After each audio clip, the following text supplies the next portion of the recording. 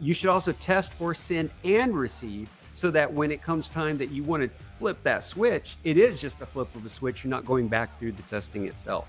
Welcome in, everybody. You're listening to Wrestling Payments, a podcast where we help payment professionals contend with the challenges of modernizing their payments operations and identifying ways to build for the future. If you're interested in payments innovation and modernization, you're in the right place. Now, let's get into it.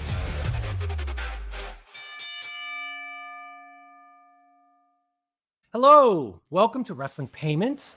I'm happy to say I'm joined by Kevin Olsen, the payments professor. Do you have an official Pigeon title as well? I do at Pigeon. I'm actually the Senior Vice President of Innovation and Strategy. Excellent. And we are at PMC 2024. And Kevin had a session on onboarding, FedNow, and RTP, or just FedNow? Just FedNow. We focused, there's so much when it comes to onboarding the FedNow that we focus just on that. And what do people need to be considering? Because what we're really seeing is there's a rush of people to get on. I mean, they announced today 777. I mean, how ironic. It's every time. Oh, that's true. Every 777 at a casino. Yeah. I mean, this is great. Every time I hear it, it's a different higher number. Excellent. So I didn't sit in on the session. What did you talk about? Well, what we did in the session is we go through and, one of the things is I've been blessed to be able to work on a lot of onboarding for the past couple of years. I've onboarded people to RTP, I've been onboarding people on the FedNow, and we're looking at what are the headaches, what are the problems that you're facing in the onboarding process? And really too, what are the questions that you should answer? What should you be considering? One of the most basic ones comes down to, am I going to be send and receive? And even though people are like choosing receive only, which I truly call receive first, because you're going to eventually send. This network is taking off, but is also enlightening them and realizing, okay, even though you want to be receive only, you probably should go ahead and testing. And, we go through what testing looks like. You should also test for send and receive so that when it comes time that you want to flip that switch, it is just a flip of a switch. You're not going back through the testing itself. Mm-hmm. And that's one of the big ones. Another big one, believe it or not, Joe, is OALs. You know what an OAL is? I don't. An OAL, and a lot of people don't, okay? And this is a learning experience for me too at the Fed. The OAL is who's authorized to be able to make signatures on Federal Reserve decisions, let's say. Okay. So like the paperwork, if you're going to make changes to a master account, something like that. This is the authorized person at the financial institution who can do that. And the Fed's got a list of who these people are. So part of getting on with FedNow, as you can imagine, it's got to be somebody who's authorized. It's not just, okay, we're going to go live. No. It's got to be somebody who's authorized. And we're finding over and over again, people don't know what or who their OAL is. AOL. AOL, I know that one. You got mail. And it's funny. It does go with the getting of the mail and getting it right. So what I'm telling people is go find out who your OAL is. And this is a great time to update the list too, because they're going to have to sign off on it. And it's making sure that they're still there.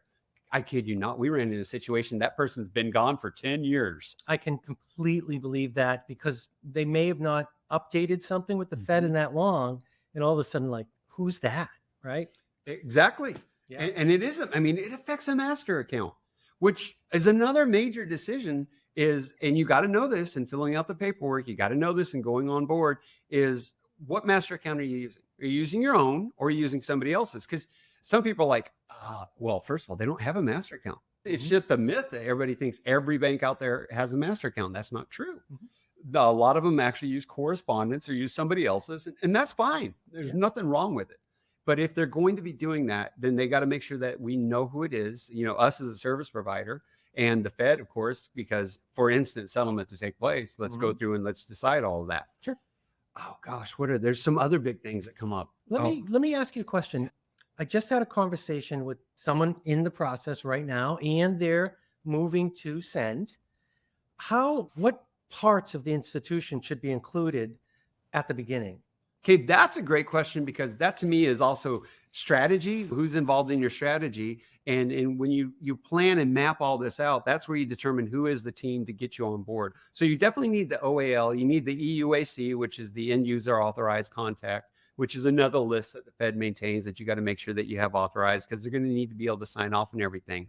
You're going to need probably somebody from Treasury accounting, let's say, whoever's going to do the balancing and reconciliation that will be overseeing the master account are telling you what master account is going to be there. Now, what's interesting is sometimes that's all one person.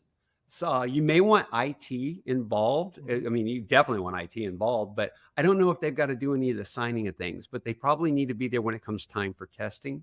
And you also probably want to have your service provider with you too, so that they're part of this process to help guide you through it. And I know most service providers, at least what we're doing and what I see others do, is we designate, hey, this is your point of contact for you getting on board to be able to work with. You want to know what's really cool? Sure. The Fed does that too. Oh, wow. The Fed has what's called an OBM, because everything's A lot a of TLA, initials. right? We have everything's a TLA, 3-letter acronyms. We can't use full words. But if we use our full words, it's called an onboarding manager. And the OBM is assigned to that bank or that credit union. And the OBM will be able to guide them through the entire onboarding process. So like you asked, who's the team that we get? It's probably somebody from operations. It is somebody who's got the authority to be able to make decisions as needed too. And it probably would be IT, because this is a 24/7, 365 service. It's going to be always on, always running, that you'll want to have involved in that process, working with your OBM, working also with the service provider to make all of that happen. So now I have 2 questions. From 777 institutions, is there any delay? Do you have to get on the list for your implementation is 2 weeks from Tuesday, or? Not yet. Of course, in the industry, we call it, are we gating people yet? If you remember back to the days of remote deposit capture, which I know we've both been around long enough, and I worked for a service provider then, ironically, that we did get to the point where it'll be, hey, in 2 months, we'll get to you. And we're not there yet, but we're close. So I do got to say that. And so what I hear in that question too is, how long does it take me to get on board? And the Fed, the fastest that I know they've done it is 8 days. Wow. Yeah. Wow. But we tell everybody, first of all, tell me what your core is, because the core is so important in all this. Yeah. Sometimes you have them actually involved in a lot of the process. And I can answer real quickly from that too. And it's also completing the paperwork. If you don't know who your OALs are, then you're going to have a problem getting the paperwork done anyway. But if you got all that lined up, we tell everybody 2 weeks, we'll have you on. 14 days, you're going to be there. And in 2 weeks, you went from not offering a new product to new entries coming in, showing up on statements. Wow. Yeah. And that's the thing is, you got it right there. At a very minimum, you go from, hey, I got these coming in. I'm opening up that possibility for my account holders to at least be able to receive. So in 2 weeks, maybe I'm not sending already, but I'm capable of, but I'm definitely being able to receive all those. So I think that's huge. Excellent. And I have another weird question. So that same institution who's onboarding sending, they had another meeting with the team, and the questions came up from the team. Well, who's going to work the exceptions on the weekend?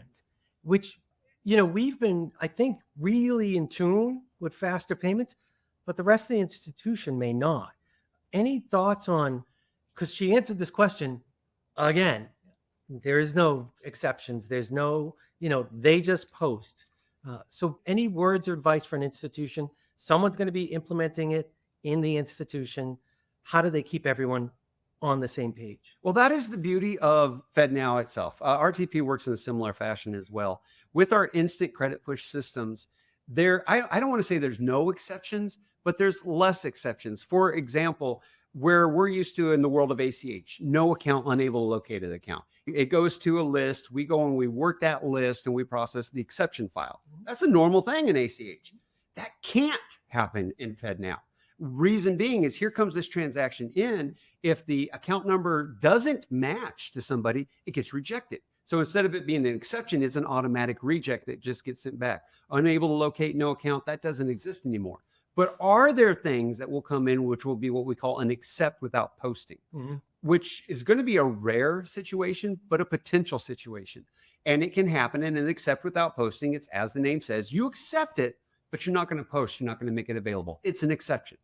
And if it comes to, let's say, Friday night, 7 p.m., you've closed down. Does somebody have to come in and work it? The answer is no. Because what the rules say for an accept without posting situation, you have until midnight the next business day. So you'll actually be able to come in on Monday. If Monday's like Memorial Day coming up here, then it could be Tuesday, the next business day. And there's even situations, depending on the reason for the accept without posting, that you can extend that even further, depending on, of course, what it is. So that concern about having to come in on the weekend, you really don't have to do that because you get the time to be able to adjust for it. Most of the things are automatically rejecting on their own anyway. In fact, what we've had people ask for is, can you tell me what's rejecting? And we're like, well, actually, yes, we can. And it's been interesting because we now create a reject list of, hey, here's what's rejecting and why. And so that they can see why. And one of the things we discovered, like with one of our credit unions, is people were putting member number instead of account number. I mean, how many decades are we going to deal with this? Apparently, we're going to keep dealing with it. Yeah. But with FedNow, it's an issue. And one of the credit unions I worked with said, okay, great. Now I know I can go contact those people. And you're like, well, I guess, yeah, you could if you want to go that level. So that's been an issue and something that was surprising. But the beauty of it is the way instant payments work, you can bring it on board. In fact, I know a lady in Mississippi that I worked with that she's the director of deposits and operations. And so as you can imagine, she's got wires, she's got cards, she's got ACH, she's handling all this stuff and had to take on FedNow. Her first reaction was, I don't want to deal with all this. Right. But now she's like, it just works. It's pretty easy. I don't have to do that much. You know, that's so funny. Sometimes I word questions the wrong way.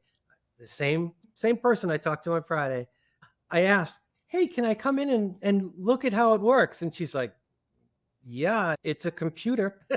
So there's really nothing to watch. Yeah. I thought that was interesting. It's more of an afterwards verifying type process. It's more of that you just get these reports that, let me go balance now. And balancing, that's one of the things. I had a conversation at one of my tables during breakfast. They're like, we're at $6.11. Do you know it took us all day long to find out? And they're like, what's going to happen to that FedNow thing? I was like, it won't happen, right? Because it won't have settled in your account. You'll have a detailed report that comes from the Fed. You'll have reports that are available from your service providers that you'll be able to match up every penny without problem. It's not like what we've seen in other payment systems. Let's try to get a little controversial. Question, 7-day accounting. Has that been a problem for institutions? Are they concerned at all about, we had to make changes to our accounting system? The only thing I've heard that's a problem is it's called the fear of change, which as all humans, we go through it. Hey, I like everything the way it is. Don't change it for me. And that's the only problem is people hit the resistance to doing it. But the actual switching over, getting all the software placed in piece. I mean, that is one thing I got to concede that some software packages aren't always ready to handle these things. They should have been, but there were some issues with that. But otherwise, no, it's not a problem because they're able to just quickly make the adjustment. They had time to prepare for it. And the impact has been minimal. Okay. Another controversial, it's not really controversial, it's just interesting. So the standard for an entry to finish is in the book is how many seconds? 20 seconds. The SLA says 20 seconds. And what's really interesting about that is there's a reserve time frame of up to 5 seconds that a financial institution gets. And people ask me all the time, 20 seconds, and you give me 5 seconds reserve, you can't do all of this. And I'm like, yeah, we can. And the reason you get the 5 seconds is for that fear that comes into the 20-second transaction. How am I going to check for fraud? How am I going to make sure? What if I want to do OFAC? Let me quickly say, you're not required to do OFAC screening on a live FedNow transaction, but you can if you want to, but you're not required. So you can in that 5 seconds, and that's why it's reserved.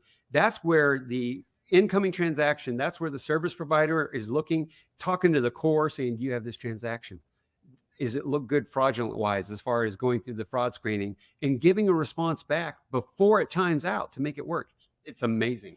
And so that's in the book, 20 seconds. Yes. When you talk to real people, how long does it take? Less than a second. It's insane. Yeah. Insane. It's so fast. Yeah. Excellent. What have I not asked? What have you not asked? The other thing, onboarding wise, believe it or not, and it seems so trivial, is it is making sure that who your people are on the EU ACs, the OALs, and you can work with your account reps. Your account reps out there can get you to get that all taken care of. They do allow for wet signatures on the paperwork. Of course, there's going to be paperwork. I mean, it's got to happen. Yeah. But ID Me actually gets used. The site ID Me gets used in this process. And it's been a problem. Oh, no. But in here, not everybody's experienced this, but it's been a problem because, banks have a lot of security. And so being able to get to the site, it's making sure that you have somebody who can get to the site. Don't try doing it from a hotel on a Sunday night. Let's just say that's happened. Yeah. I just signed up for something and I had to use. Might have been a passport. Maybe. I remember having to ID me. I had no problem. So interesting. Again, what else haven't I asked? Well, one thing I do want to clarify, I said in 14 days we can get people on board. It is actually an average of 30 Okay. is what we're seeing. But that is because they're not in ideal situations. That is because like in testing is really important. What's testing going to look like? If you go with a service provider and a core that's already been testing, your testing's a joke. It's done in seconds. Sure. Now, if you go with a service provider who's brand new to FedNow or a core that's not been on FedNow yet, then testing does take a little bit longer. So to be fully transparent, I got to include that. Mhm. But if you're going with somebody who's already proven on there, that is something else to consider. But I'm telling people, make sure you are talking to your cores for funds availability. That's the one thing I don't think we discussed is how is funds availability going to be achieved? And it's immediate funds availability. That's a key word, Right. Immediate funds availability has to be there. How are you getting that accomplished? And there's many ways. That's the other thing. There's no one way that's right. The only way that's right is making sure that it does happen. And immediate funds availability, if you read Reg J subpart C in the commentary, it doesn't have a definite, this is how fast. The FedNow transaction, we know is 20 seconds or it times out, even though it doesn't take that long. Right. Whereas immediate funds availability, there is no actual time to it. So you got to do what your financial institution would define as immediate. I tell people within 2 to 3 minutes and you're fine. Mm-hmm. So And I think that's it. that's the really interesting part. When we talk about ACH, right? I grew up in ACH. Funds availability, you get all your files maybe overnight. You maybe got them a day before, and you make them available at 8 a.m. or opening of whatever your telelines or whatever the case. And it's different from the money in your settlement account, in your Fed account, in your correspondent account. It's exactly the same. When it's settled and available to your member, your customer, it's in your Fed account. Yeah, that's the beauty of it. Because I hear hesitation from people saying, I have to receive $500,000 and post it to an account. And I tell them, yes. And in fact, I tell a story just recently. I was in Manhattan at one of those big banks. All right. Yeah. Good view, let's just say, Yeah. downtown. And the CEO comes in and everybody's, you gotta say hi to him. And I said hi to him. He goes, you got 10 seconds to tell me why I really want this. And I said, your liquidity risk doesn't exist. You can't lose money on it. And he goes, wait, what? And I went, because of the fact that settlement immediately takes place, even on a $500,000 transaction coming into you, your good funds model is there. You can't lose money on it. And he went, I like that answer. And, Yeah. Walked on. You were going to have a good answer. I knew that. Yeah. Excellent. That's excellent. Anything else? Sorry. I Well, don't know one what last not to thing ask. is, since we mentioned the limits, another thing, and it's part of onboarding, is you do get to determine your send limits. Mhm. You can't restrict what you receive. You have to be able to receive what the network says is the maximum. But you, as a financial institution, working with your service provider and the Fed actually defaults you to 100,000. You have to raise it to the 500,000 if you want it. But then you also have limits that are available within your service provider, like who you offer it to, how much you offer, how many transactions they can do. Be aware of what you want those limits to be and how you'd have them set, or who you want to offer it to. But that's getting to the world of send, which only a few people are at right now. You But it's open that coming. door. So let me ask. So receive, you can't decide. If you get a $500,000 item, you get it. But the send part, and I hear this a lot, and I don't know if people have the ability to manipulate and say, only these customers get it. Can you talk a little bit about that? Because now you're sending money out of the institution immediately, liquidity. What are the top 3 things to remember on onboarding sending? Okay, on onboarding sending is number one, what is your use case? And use case, I want to say it's just allow everybody to be able to send, right? But you need to have it. Is it P2P? Is it going to be businesses? Are they paying other businesses? Are they doing sweeps of their own too? Is actually a huge use case of this too. Is it paying taxes? Maybe something like that. And I'm thinking state level here, because federal government, well, wait, they are a part of the FedNow network. They could receive it. So what is your use case? So that's number one. Let me determine what that's going to be, because the use case determines number 2, who actually gets it.